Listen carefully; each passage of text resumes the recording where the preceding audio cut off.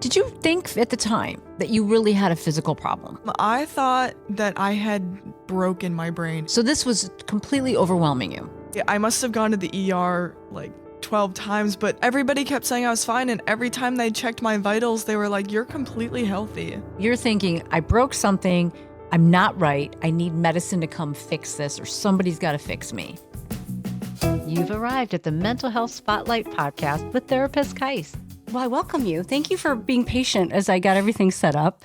We're here to talk about a couple things. First, we're going to talk a little bit about anxiety, but can you just tell me a little bit about like who you are in the sense of school, age, that kind of business, a little demographics, if you will? Mm-hmm. So I am 19. I'm going to Ohio Wesleyan University, and I'm double majoring in biology and nutrition and minoring in social justice. Now, is that new since we talked last? I've changed my major like 5 times. Okay, because part of what we're going to talk about, part of what we talked about is how maybe school had something to do with it. Yeah. And you were already thinking of other changes. At the time, that was the sea turtles, but we'll get to that. Yes. You remember the sea turtles? Yes, I remember the sea turtles. So you're in college, and we've known each other for a while, but we used to see each other for a totally different reason. Mm-hmm. Are you comfortable talking just a little bit about your past history with mental health or an eating disorder before we talk about this specifically? Yes. Give us a little snippet. So in 9th grade, I was diagnosed with anorexia nervosa, and I was hospitalized for 2 months. And then I did outpatient for, I don't know how long, I think until the end of my junior year of high school. I think so. I think it was almost that. And then you were just off. You were living life. I was living life. Yeah. And it was great. And we're talking about that next because you had a very unique recovery too, because you recovered virtual. Yeah. And this is the first time we're seeing each other in person. Yes. Very odd. It's very odd. Yeah. It is weird. It's like after COVID, when people took their masks off, we were all like, oh. Yeah. And I remember seeing people's faces and I was like, whoa, I did not know you looked like that. Or people, I would see them and then we'd be masked up for like a month and I'd forget their face and it would throw me off a little bit and I'd be like, oh, hi. Yeah. It was kind of weird. But today we're going to talk instead about something that happened to you this past year. So your second year in college. Or wait, no, I guess it was last year. It started my second semester of freshman year of college. Okay. So this is sophomore. That's right, because you were kind of managing things over the summer. And what's good is you're going to give me an update too, because I don't really have an update. Yeah. So because you had the eating disorder to begin with, anxiety came along with that too, though, right? Yes. Can you talk a little bit about anxiety's role with that? So with the eating disorder, I had a lot of anxiety about the way I looked and certain things that I would eat and feeling like a desire for exercise and feeling very uncomfortable with many different like aspects of food and feeling like I need to exercise all the time and like anxious about like gaining weight, things like that.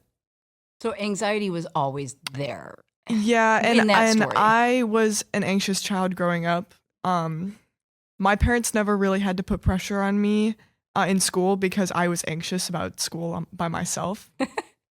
Because I got to get it right. I know I was such a perfectionist. And I wanted perfect grades. I wanted perfect body, perfect like mind, perfect everything.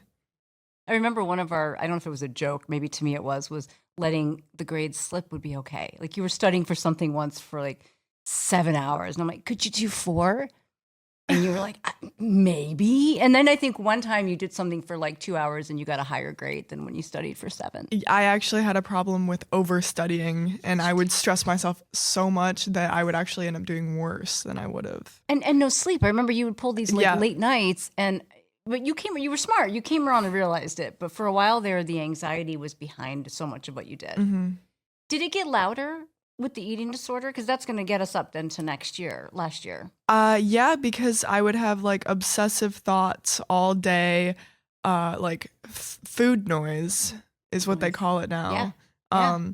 And just always thinking about the calories and things and like burning off exactly that amount. And just that's all I thought about. And I didn't have room to think about anything else. So. And that's a kind of anxiety that is, so there's the anxiety that we feel in our bodies, this kind of anxiety, but also up here. So your brain was constantly going over these numbers and talking to you. So that was the anxiety I dealt with before, but the anxiety that I now more recently dealt with was very like in my body, which was new for me. I had never before. I had only ever felt like that tight feeling in the back of my throat, and all of a sudden I was experiencing anxiety symptoms that would just completely overwhelm my body. It was different because when we would meet when you were dealing with your eating disorder, you would be anxious and to tears. Yeah. It was a different kind of anxiety. It was more like make the thoughts go away anxiety. Yeah. And then when we talked last year, is it fair to say now that you were definitely suffering from panic disorder? Would you agree? Yes. Yeah. So panic disorder, which was different because you described it as being more in your body. Were there other features to it? At first, it was. Well, it started off feeling very like physically like uncomfortable. Mm-hmm. I can start from the very beginning. Start from the beginning. I feel like I was there eventually, but I'm not sure how soon I joined the team. Yeah, so the first time I ever had a panic attack was smoking a blunt for the first time. Mm-hmm. And which is a common starter point for people's anxiety. Yes, and I can tell the story. Sure, I love stories if you don't mind. Yeah, so we'll cut it out if it's too detailed. Yeah, I was at a frat party. It's legal in Ohio. Yeah, I was at a frat party and I was with some people I didn't know very well, and they invited me up to go smoke a blunt with them on the porch, and I was like, sure. Had you ever had marijuana before? No, never. So you didn't know anything to expect? No, I didn't know what to expect at all. Okay. And they were like showing me how, and like I had the whole like burning sensation and it was fine and everybody was having a good time. And then people were asking me like how I felt because I was like, I went quiet and I was like a little shaky and I was like, I'm fine. Like I didn't know what was going on. I just felt like a little cloudy. It didn't feel good yet. No, I was confused. I was like, why don't I feel anything? And then I remember walking down the porch steps and them saying that they were leaving. And I was like, I can't leave because some of my friends are still inside. And so I remember walking back in the door, not even really walking back in the door, floating back in the door. And which is a feeling some people might have wanted. Yeah. But you didn't know what the heck was happening. Yeah. And I got really happy at first. Like I remember feeling euphoric. And then one of my roommate walked up the basement stairs and looked at me and started shaking my shoulders. And she was like, what did you take? What did you do? And I remember the guy next to her was like, oh, she's just super high. And I just remember like being like confused, like not knowing what was going on. And then I remember another girl that I had just met that day. She grabs me by the other shoulder and her face is like bright red and she's crying and she looks like she's freaking out and I don't know what's going on. And so I'm like walking over with her and then all of a sudden my body started to like get super, super hot. And I could feel my heartbeat like racing like in my throat. Yeah. And I thought that like it felt like light beams were gonna shoot out of my fingers. Like that's what it felt like. It lit you up. It lit me up. And as a side effect in this case, not something most people would want, maybe. I don't know. And like my head was just on fire and it felt like my brain was gonna explode. And I thought that I was dying. Wow. And I started screaming. Yeah. And I was like, someone needs to help me. Like something's happening to me. And they like sat me down on the couch and were giving me water. And then somebody called the police and I was 17. Oh no. So not legal. No. They called my parents. Oh, I didn't know that part. Yeah, they called my parents. Oh. Did they come to where you were to the frat party? My parents? No, the police. Oh, the police, yes. They did, okay. Yeah. And there were like paramedics like hooking me up to machines. Because they didn't know if you overdosed or anything, right? Yeah, they didn't know what was going on with me.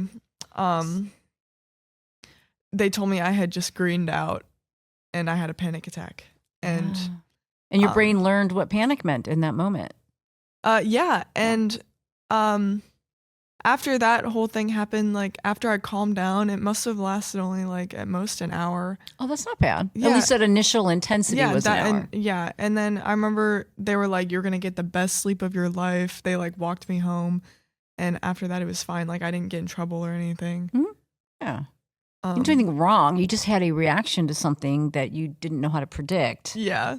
And you being such a person that's wanted to control, being I know. out of control. I felt so out of control, Scary. and that was very scary. Some people like that feeling. I don't, but some people do. And not everyone feels out of control when they use a substance either. You just got too much or the wrong kind. Yes. So that was the initial start of it. And I woke up the next day and I was fine, like for about a month, 2 months. And basically from then long? until January, I was fine. Oh, interesting. But I was fine except for I would get like really, really calm sometimes, like sitting in the car. And I would get this like this dreadful feeling inside of me, this like sinking feeling. And I would like have to like shake myself out of it. And that was new. That was new. That was a completely new experience for me that I hadn't, like, I didn't know what it was. And it was a little scary. It was a little bit scary. With all the things you'd already been through, this seemed really loud. And you'd been through a lot with the eating disorder, going away to treatment. And this still was a lot to you. Yeah. Yeah. So, and then in January, my friends were like, let's take edibles. And I was like, I never want to do weed products again. Which are totally unpredictable, by the way. Cannot control the dosing well. I cannot control what is in it either. No. I feel like we're doing a public service announcement, but yet edibles are just, if you don't know what you're getting, maybe don't do edibles. So my friend was like, let's do this. And I was like really, really nervous about it because of my last experience. So we ended up taking them, and I didn't have like a panic attack like the one that I had before, but I was like overwhelmed with anxiety all night. And that was the first time I had like these physical sensations inside of my body. I felt like my lungs were collapsing and my heart was going to stop all night. That's how I felt. And I was just pacing around all night and just shaking and just like so scared all night. Did you know at the time what it was, or did you think I'm losing it? Like, I thought that I was dying. I thought, guys, we need to go to the hospital. And they were like, no, we're not going to the hospital. Like, we're going to get in trouble. But you, and I remember your symptoms, because there's different levels of people's panic symptoms. Yours were intense. And how many times did you either go to the ER or get an ambulance called? Probably like, I think like 12 times. Wow. I knew it was a lot. I didn't know it was that many. I went one time last semester. Since we've talked. Yeah. But just once. Just once. Okay. Yeah. And then before that, second semester of my first year of college, I must have gone like 12 times. Like the paramedics, they all know me. Like public safety, they know me. And they're like, oh, it's her again. And I must have gone to the ER like 12 times, but the amount of times I had the paramedics come to my dorm room just to take my vitals was way more than that. Wow. So this was completely overwhelming you.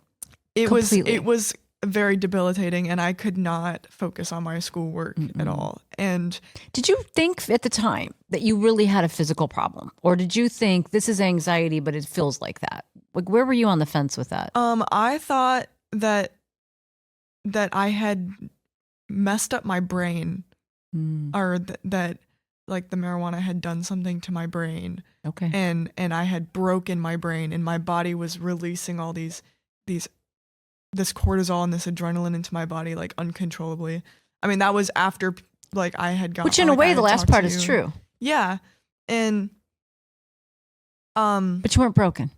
Yeah, no, I'm not broken. How scary. And I talked to you right around this time. It was probably around the January time, not the first time. Yeah, maybe a couple months in. I had been dealing with it for about 3 weeks before I reached out, I think. Yeah. I'm not sure. But I had doctor's appointments, and there was one time that I had to like miss lab for this doctor's appointment, and I was very studious, and I was like, I need to go to class, but I was so like out of my mind that I just didn't care, and I didn't care about school anymore. And I remember that the Wi-Fi wasn't working for this doctor's appointment, and I was freaking out because I didn't think that I was gonna make it without this doctor's appointment. Because you thought medically. Yeah, I thought that I was dying and I needed help and nobody could help me. And I remember I couldn't get to the appointment online, and so I called them and they said, you're gonna have to reschedule. And I was like, I can't reschedule. We have to have this appointment today. Like, I'm losing my mind. And I was bawling on the phone, and they were like, okay, we'll let you in. So that's one way to get through. Yeah. So at this time, you're thinking, I broke something. I'm not right. I need medicine to come fix this, or somebody's got to fix me. Yeah. Then at some point, you must have changed that, because when we started talking, you were connecting it a little more with anxiety. Is it because everyone kept saying to you, you're fine? Everybody kept saying I was fine. And every time they checked my vitals, they were like, you're completely healthy. And yet your heart, you would tell me your heart rate would be so fast that you thought you were going to pass out. Yeah, and I would have heart palpitations, and I developed this I don't know what it is, but I would constantly be checking my heart rate. Became an OCD for you, yes, like an obsession. Yeah. All the time. Yeah.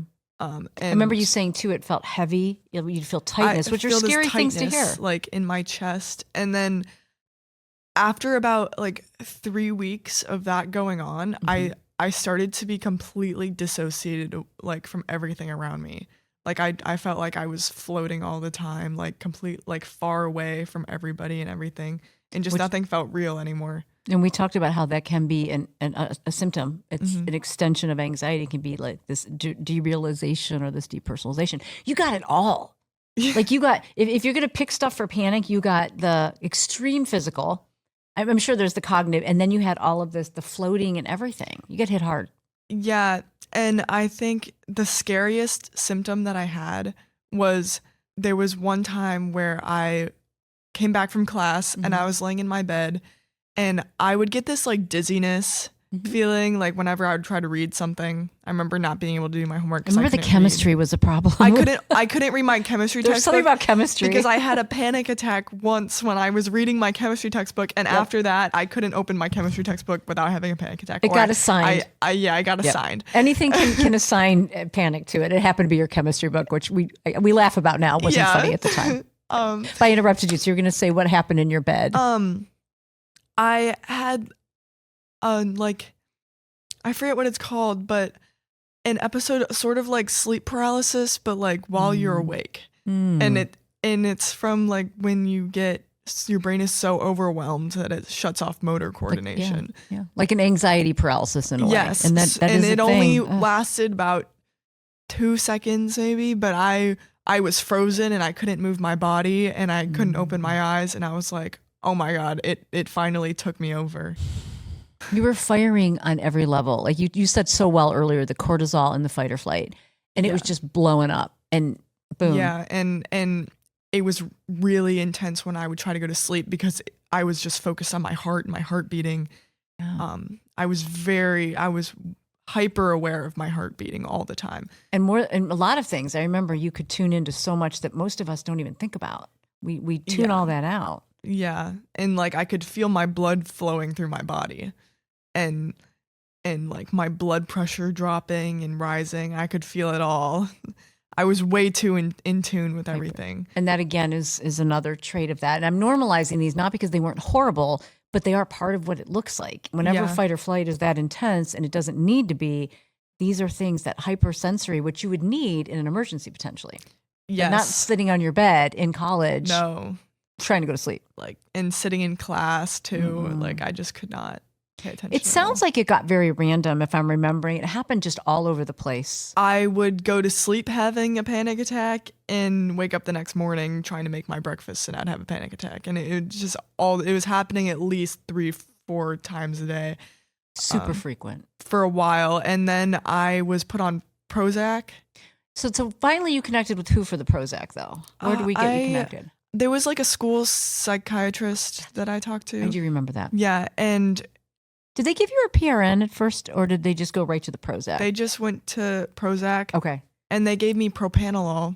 Oh, that was the one for like PRN. And lorazepam. Okay. So they did. So those are, so one's a benzo, which was meant to just take it all down. And the other one is like a chiller. And then the Prozac was like an SSRI. So they threw it all at you. They threw it all at me. And they gave me too much, I think, because I was completely like zombie for like 2 weeks.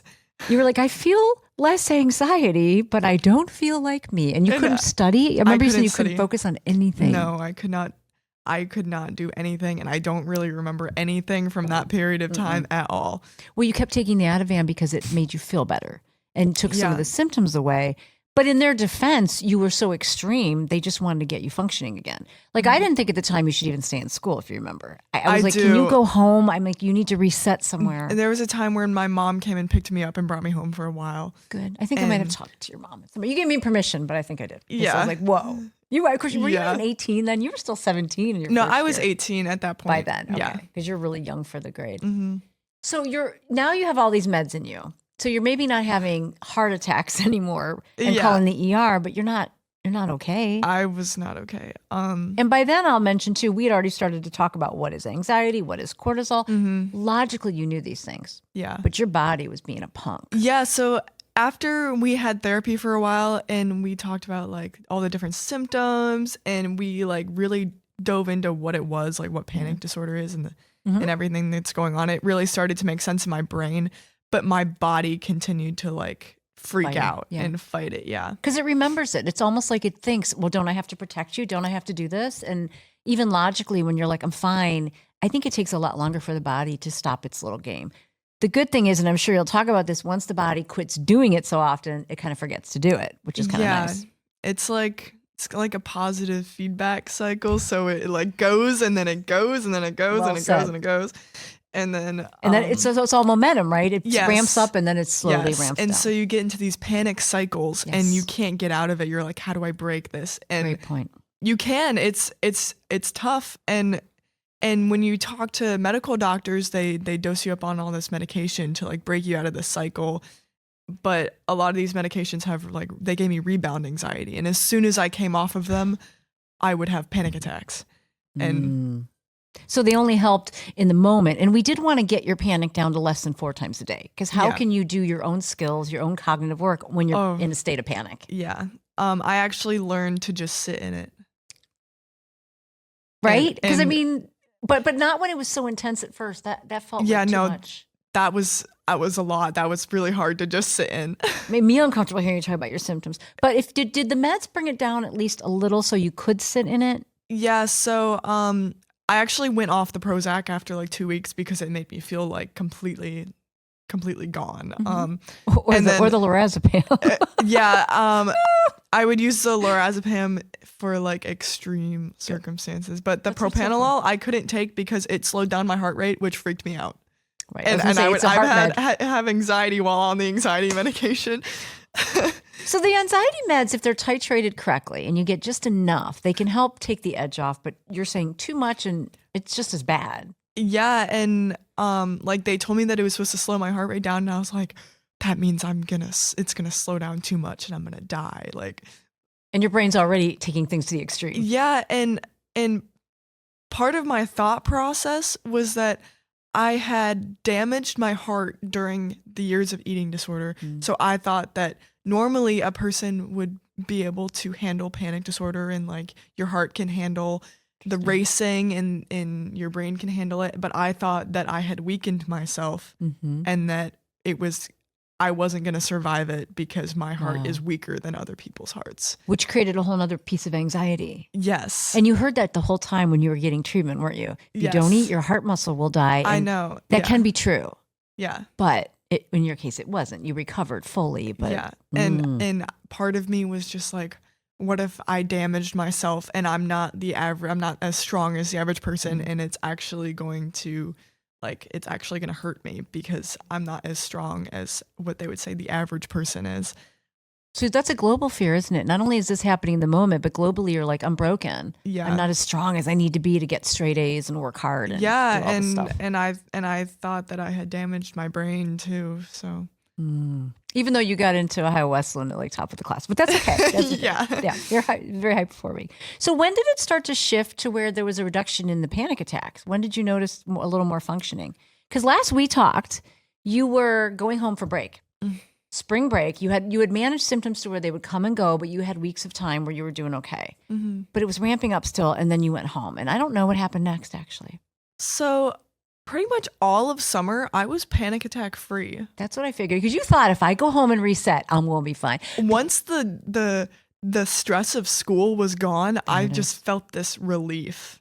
Yeah. And part of it was I decided not to go to medical school. I'm so glad you brought that up. You made it okay for me to decide that I didn't have to go to medical school right after college. And I could go back to that later in life. And I had these rules for myself that I had to follow, that I had these steps I had to take at these specific times to achieve my goals. And this panic disorder was interrupting that control that I had over my whole life, my plans, everything. And then you made me realize that I didn't need to follow this plan. I made this plan up in my head. And nobody, nothing's making me do this whole journey I conjured in my brain for myself. And I love that. And I had this relief. I was like, I don't need to do anything at any specific time to get anywhere. No. You can do it 100 times over different. Yeah, I realized that I can do anything that I want, and I can live my life any way I want, and there's no specific timeline. There's no timeline. Not. And I thought that I needed to follow this timeline. And after that was gone, I just had this relief, overall. So is it possible, and I know we poked at this a little bit, that the panic was coming from a core struggle deep inside of you, which was I want to feed the turtles, but I'm going to medical school. Yes. I want to go to Galapagos, but I'm going to medical school. Yeah. And during the summer, I thought that I would have to be doing these internships, and I'd have to be studying rigorously to get ahead. Getting straight A's. And during the summer, I went to Costa Rica and became a certified yoga instructor. Of course you did. Did you really go? We were talking about Costa Rica. That's so funny. Did you see turtles there? I did not. You did not, but that's okay. The summer before that, I had gone and seen turtles, and I saved the sea turtles. But that's what it was. It was saving the sea I was turtles. like, I'm going to go back. And my family was like, okay, we're going to make it happen. And I traveled there by myself. Really? Yes. Talk about pushing against fear. Yeah, Here I go in your face. It was and it was totally no control over anything. I was just out in the jungle by myself, and I went to this yoga resort. And well, you went alone on this trip? Yes. Your family helped fund it, but you went alone. Yes. So you said, I'm living in fear, so why don't I just go do something really scary and sit in it and be okay? Yeah, and that was a perfect option. I lived that experience and basically realized that I can do anything. So... Yeah. That was perfect. And I was the youngest one at the yoga school, and still completed the whole course and taught some yoga classes. And yoga wonderful. For panic and anxiety, as I'm sure you know as a teacher now, is bomb. It's huge. I'm sure I sent you my little yoga videos on please do this. So you did a couple things then. I'm hearing that you adopted some skill sets, some of which are going to be for life. We can talk about the yoga a little more. But also, you went and lived your life in a very different way. I completely changed my course I completely erased the plan and started just living by the seat of my pants. Why not? I was like, I'm just going to let go. And as a person, whether you go to med school one day or you don't, or you go to the turtles, this gave you permission to be deliberate and make choices. And so the global swipe of this is I don't have to feel trapped. Yeah, I was free. From yourself. From myself. Because I don't think anyone was beating you with a stick. No, not that I was remember. beating myself with a stick. You beat yourself with a stick. And that doesn't mean if you want to do something and you're driven to do it, that it has to turn into that. But it sounds like it was a little incongruent with your what do we call it? Your soul, your who you Yes. organically are at the time, Yeah. at least. Yeah. I'm definitely not that person anymore. Interesting. And kind of what I learned from this experience is that I think everything kind of happens for a reason, and I think I had to go through that experience to become who I am now. Yeah, you don't get there without, there's no comfort and courage. Yeah. Thank you, Brene Brown. I stole that. But I needed that experience to realize that I needed to let go. yeah, and it had to be ugly because Yeah. you are such, like you said about yourself, so intent, so focused, top of the class, that for you to Yes. break this rule, it had to be pretty loud. Mm-hmm. Like you needed everything going off. My whole world blew up. Yeah. I had developed the panic disorder. I had broken up with my boyfriend and changed majors and and just and I actually had cut off my best friend too at that time. Oh, I didn't know about the one I knew about from the beginning of time. Yep. Oh, interesting. I had her blocked for a while. Wow. Basically my ex-boyfriend made me choose between him and her, and I cut off both of them.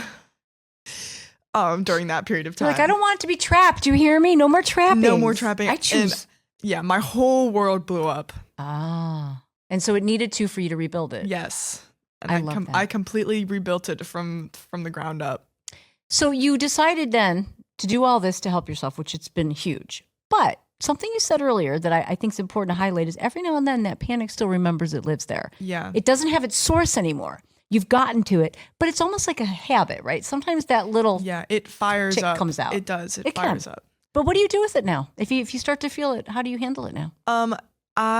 So first semester of college, there were some times where it did get very intense. And This year or last year? This year. And I did have like a panic cycle in the middle of the semester, and It's not unusual. Yeah, and I did end up relying a lot on like medication, like lorazepam to calm down, and then but eventually I was like, no, like I can't rely on medication. I need to beat it myself. And I think something just like clicks, and you realize that you can't live like that, and that it's this overbearing voice, and part of it is just you go through it so many times that you just know that you're gonna make it out, and part of it is just knowing what it is and knowing that you're not gonna die. You call BS on it. You're like, yeah, I'm not. This you're is like fake. this isn't. This is just in my own mind is making this up. You're only gonna die once, and you tried what 50 times with the Yeah. ER, and none of them were true. I know, yeah, and And you sit in it. You mentioned that earlier. That Yeah. so you're okay being distressed without feeling like you have to run and escape and get help. yeah, and you know what? I think yoga helps with that because it puts your body in a state of being very uncomfortable, and you breathe your way through it. And so You soften into it, don't you? You don't fight it. You soften into it. You don't fight it when you're doing yoga. You embrace it. And you observe and listen. Yeah. And I think the reason why why I had this panic cycle this past one was because it wasn't heart focused anymore. My brain knew that my heart, the intensity of like being hyper aware of my heart wasn't what scared me. It didn't set me off anymore. So then it started doing things to my head, and I started having these symptoms. I thought that I was gonna go blind. I would It's get gonna this, find a way to show itself somewhere. like I would have this tingling behind my eyes, and I would be laying down to go to sleep at night, and I would like open my eyes just to check. Right. So it tricks you. It still can trick sometimes Yeah. and show up somewhere, and you got to do this cycle over again. Where Yes. you're like, And you have to like talk yourself through it. You have to remember that you did this before and you made it out, and you can do it again. Yeah. And you're strong, and it's gonna try its best, but yeah. it's like the evil voice on one shoulder, and the devil on one shoulder, and the angel on the other. And knowing that you can choose between them. Yeah. And I think it's important to be able to accept that, it could come back, and it will come back. Your brain knows how to do it. So Yeah. it's just being, okay, there you are. Here we go. I see you. I know what to do. I'm not going to like it, but I know what to do with it. And it sounds like you adopted that thinking. Yeah, and then I also got put on Lexapro, which has really, really helped me. It's like a nice little, because it's throwing stuff at the wall. Prozac wasn't your game, but Lexapro is just kind of keeps things in the middle. Yeah, I think I've only been on Lexapro for like 2 weeks, actually. Oh, really? And so you're it's already very digging new. it? Yeah, I mean, Okay. it could be completely placebo, but I'll take I placebo. was like having just generalized anxiety after that, and not really full-blown panic attacks, but just a general feeling of like a tightness in my chest. Yeah. You might be prone to that chemically. That just might be the way your body's... my mom is, and both of my grandparents are. And you were prone to an eating disorder young, which means you already kind of have a predisposition for some of those things. Yeah. It makes sense. It fits the profile. So treating yourself chemically is fine. Maybe you won't need it through the whole lifespan. Maybe you will. Yeah, and you know, I think being put on that medication was a big step for me, because this control thing was like, no, we're not, like, we don't want to take any medications because the side effects, we don't know what they're gonna do. And like back when the eating disorder voice was still there, I was like, what if they make me gain weight? Like that was like, and now it's just like, I just let go, like whatever happens, like Costa Rica. Exactly. I don't know if the plane will be on time. I don't know what's me crawling around on the ground. Who cares? Yeah.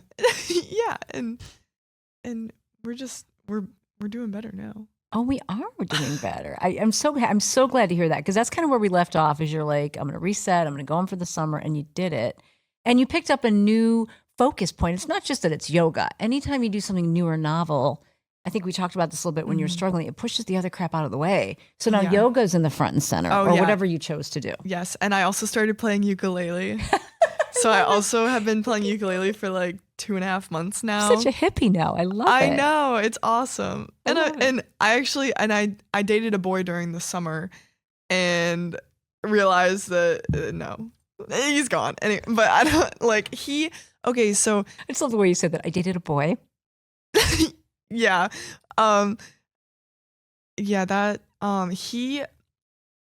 he had this idea in his head that the only reason I had these problems was because I had people to hold my hand through it, and he thought that if I had to go through it by myself, that I wouldn't have these problems. Can't make much sense of that. We all need a village for everything. And actually, you did do it all yourself, by the way. Nobody could do it for you. Yeah. And it was like, it got to the point where he wouldn't let me take my anxiety medication. Oh, I don't like the let word in that. Yeah. I don't need you to let me. He was definitely a control freak. So you're learning about what you want in your world too now, after being through this. Like, you can decide what fits you and what doesn't. Because when you go through something horrible, you don't have much patience for crap. No. And that's the second thing in life you've gone through. You know, we haven't even talked about how the impact of having an eating disorder as a young person and going away and all that. So yeah, why would you waste your time if things don't feed you well? No pun intended. And yeah, I learned that some things are good for you and some things are not. And I recognize the signs of things that are good for me and things that are not. You're looking, you're observing. I'm aware. Very observant, very aware. Maybe too much sometimes. Maybe too aware. But that's okay. Yeah. But you can learn the wonderful traits that make you prone to these things are also ones you can use in great ways when you can manage them. Mm-hmm. So I wouldn't change anything about you. I love that your brain can do some of that stuff. You just got to drift it in the right direction. Yeah. You got to send it over there. Yeah, there was a while there where I was doing all this research on my symptoms and how like different religions that didn't immediately turn to doctors. And a lot of people that experienced symptoms like mine ended up becoming shamans. Interesting. And they, in a lot of different like religions, cultures, believe that these symptoms are a spiritual awakening. And it sure was for you. Oh, it was because you let it. Yes. Because you let it be. Yes. I love that. And it's all just like how you interpret it yourself and what's real for you. Yeah. And that way you have, again, control over when you feel those things. You're almost like, what are we going to learn this time? Yeah. Like, not that you want it to happen, but when it does, you're kind of like, all right, how am I going to be more evolved after this run? Yep. I love that. Do you have a piece of advice? I know you've given so much, but is there one thing you'd say to somebody listening to this who's maybe struggling, one thing that really stood out to you that you would give them to guide their path? I was thinking about this question earlier. My last two are always the hardest. Yeah. Or one thing you've already mentioned that you think is just the primary point. I think it's important to know that you got through it once, you're gonna get through it again. Mhm. Right. And just let go. Oh, right? Like for anything, just let it go sometimes. Quit Yeah. holding on so tight. Yeah, and when you're experiencing the symptoms, you're like fighting your brain. You're like fighting through it. And you can just let go and just feel the feelings, and it's very uncomfortable, but they will pass. The ride the wave theory, right? Yes, ride the wave. Because if you keep running from it and finding things that protect you from it, it will keep coming back stronger. And you become scared of having another attack. There's your generalized anxiety. Yeah. Yep. So being in that mindset, knowing that, you know what, I can do this. Yeah. I can do this. And I can also do it and hang out with it. Yeah. And I think it can happen. Another thing is like, you can't live in fear. Like, that's no way to live your life. You're not even living at that point. You're just surviving. You weren't living for those few weeks. No. You were surviving. Yeah. For some of it. Definitely. Not anymore, though. Yeah, you're not going to be able to function in society if you don't overcome it, and you can overcome it. So overcome it. Right. Which means ironically accepting it and not fighting it. You're almost not fighting it. You're more just on the sidelines going, there you are again. Okay. Yeah. Do you have a word for this journey of the panic journey? I guess we've had a few journeys. Enlightening. There's your shaman. Yeah, right. You're gonna write a book. Yeah. I love that. Yeah. Because you found a whole bunch. This isn't just about, it's better. I just found a new path, some different destinies, some different skills, hobbies. I completely changed my world, and the way I think about life and everything is completely different now. It's a gift because you're how old now? 18? Going on 19? I'm 19. You're 19. And to learn this now means as you go through your whole life, you won't be so strapped down by all this. Yes. Hallelujah. And I'm thinking, thank God I went through this now, because if I was going through this in my 20s, then I wouldn't theoretically recover until like later in life. Maybe. And if I go through this now, the lessons that I've learned from this are going to help me throughout my 20s, throughout my 30s, so on. It's huge. So like you said, I had to suffer. It stunk, but I'm going to do something with it. And that's a great message. What do we gain from that? Yeah. And you will learn. It's kind of a blessing, because some people are never going to be able to see the world like I do. But you had to suffer. I did. Doesn't come without that, but you turned it into it. Can't have happiness without suffering. So gotta have it. You gotta have a little bit of that, but you turn it into something. So now when you walk down a path and things get uncomfortable, you feel panic, it's sort of like, okay, I'll get stronger. Won't like it, but I'll get stronger. And when life throws like tough things at me, I'm gonna know that I can get through it, because I got through panic disorder. You proved something to yourself. And it is, in my opinion, of all the mental health symptoms out there, other than maybe some of the psychoses, I think it's the most extreme impact.